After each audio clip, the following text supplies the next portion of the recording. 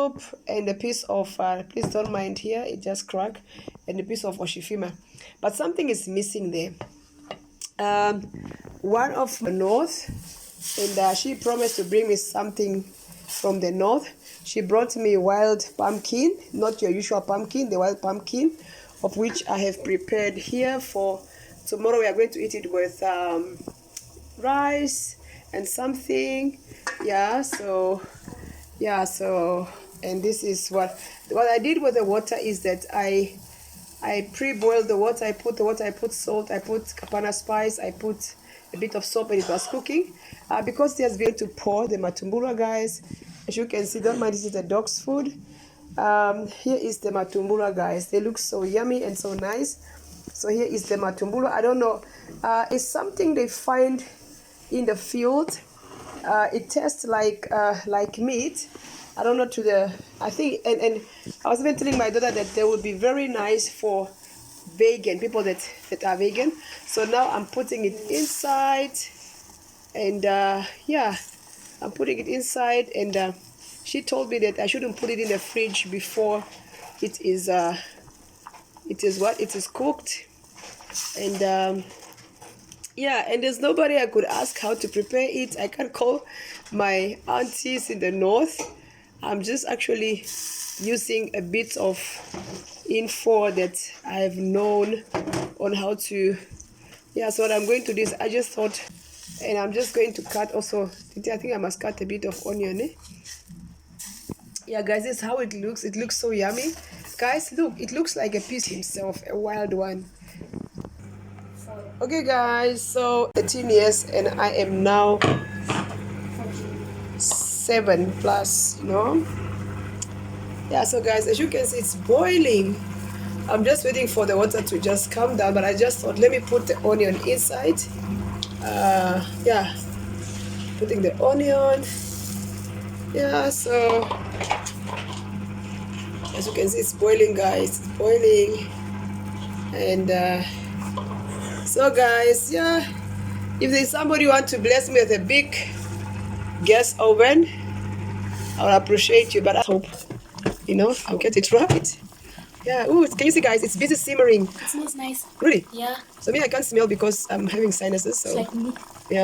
Bolwa, for with oshifima and okuhwa. But she just did that, so I just want to try it. And so it is. I think it's busy, boy. It's busy, like the water is like going down. You can see this. Guys. So and I just thought, let me just keep on peeling. Oh, it looks so good. Very, very good.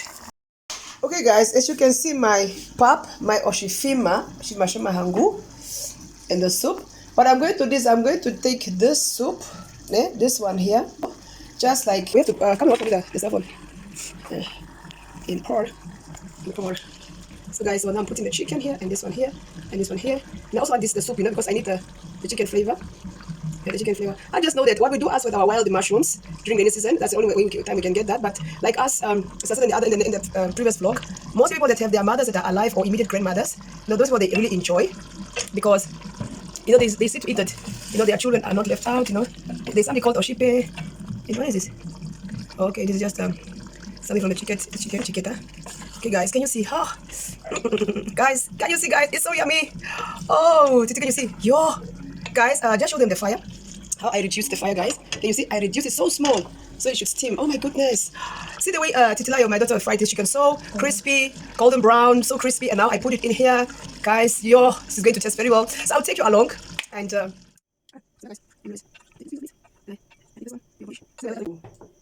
ready to want to dive in my food?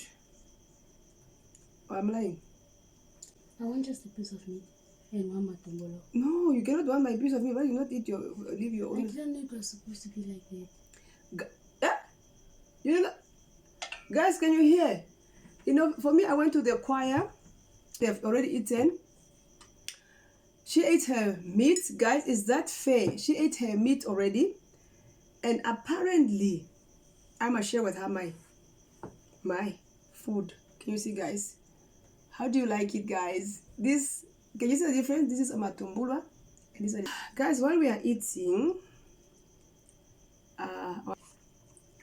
myself included, us who had been raising people's kids. Perhaps you are raising your sister's kids, your brother's kids, or somebody that you know. Do that. So what many people like to do, they like to badmouth the mother of this child. And then they will tell the child how bad this mother is and so on. So then at the end of the day, this child will now grow up to think the birth mother is very bad. Guys, that is very bad. Raising somebody's child, or we are part of the journey of that person's child, daughter or son. Please be mature enough, be kind enough, be wise enough. Have a fear of God. Teach that children truth in a way that, put yourself in that mother's shoes, that if you were that mother and somebody is raising your child, how would you have wanted that child to know you?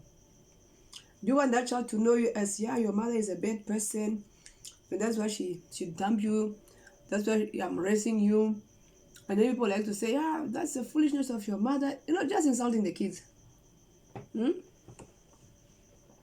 So, and honestly speaking, it's not good. What the old people used to do, they would take a child from the village, maybe a sister's child, whoever, had a child before that particular couple or that particular person. And what they do, they give that child to the person, apparently for it to encourage fertility.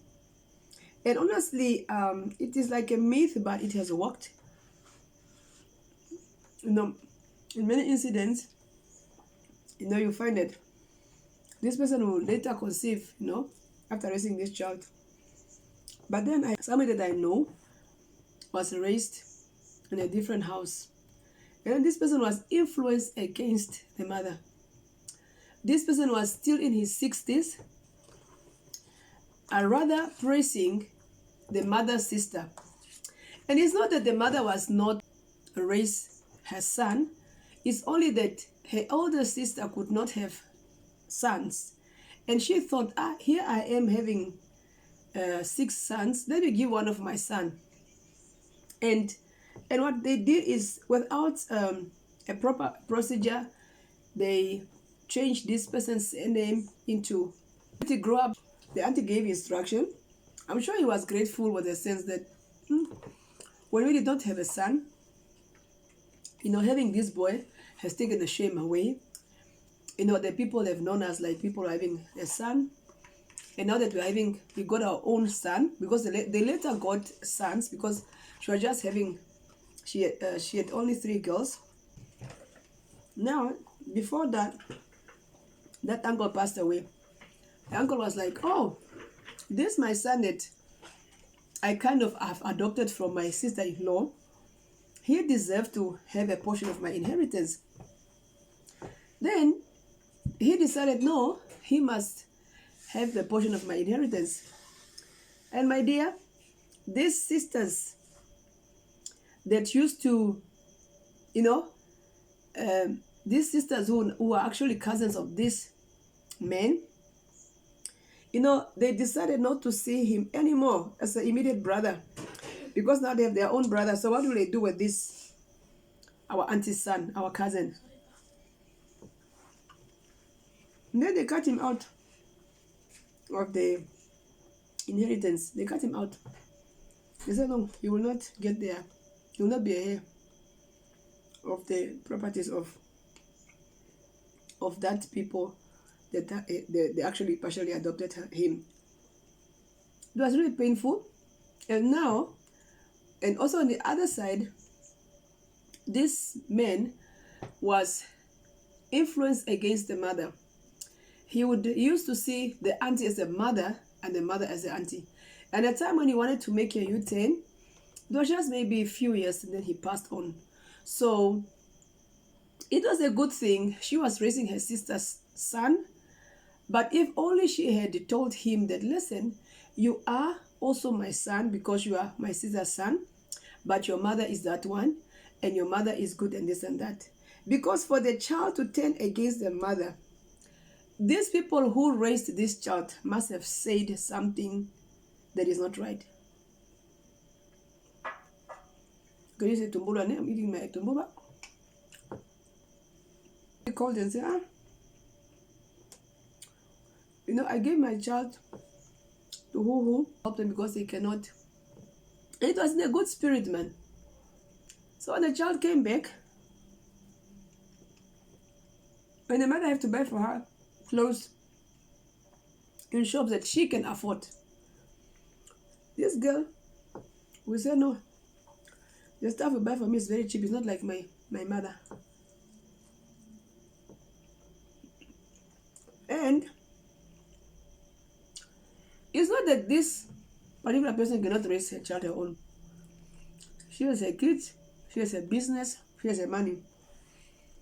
But she just thought, let me help my relative, for them to also just have a child in the house. So then, this relative, the woman's side, is teaching the child other stuff. Now this child is considering woman to be her biological mother, and she think her mother is just an auntie, and it hurts. So I told her, I said, no, in that case, that child need to be removed from that environment before she turns 16. Because by the time when she turns 16, you won't be able to handle her. Take her away, make it clear to them that I gave you my child, and now that my child says my child come to me, she disrespects me, and she only respects you, she doesn't consider me as a real mother. It really hurts. I had an incident also about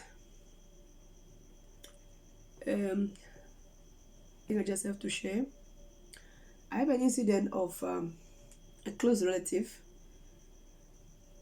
This close relative denied the mother,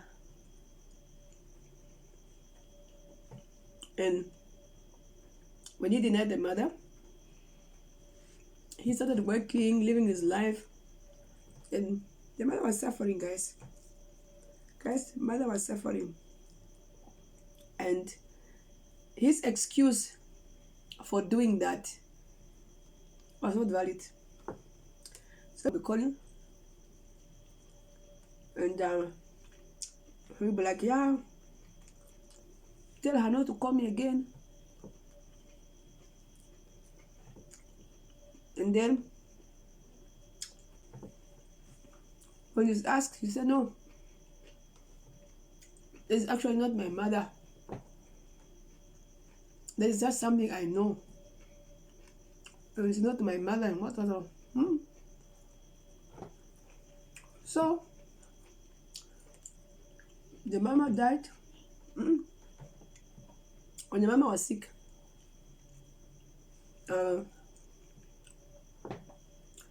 he did not come. The mother kept saying, please call my son, I want to bless him. He will not come, because the mother was not the woman that she was. She was sickly and everything. So during the process, the mama kept saying, please call my son, call my son. The son didn't want to come. The job was, people called it to his office. The mother is looking for you. He said, no, it's not my mother. You know what was the problem? The problem was the people, the relatives, some of the relatives of that mama were influencing the son against the mother. You know how dangerous it is? My nephew or my niece are telling me, no, I'm having a problem with my mother.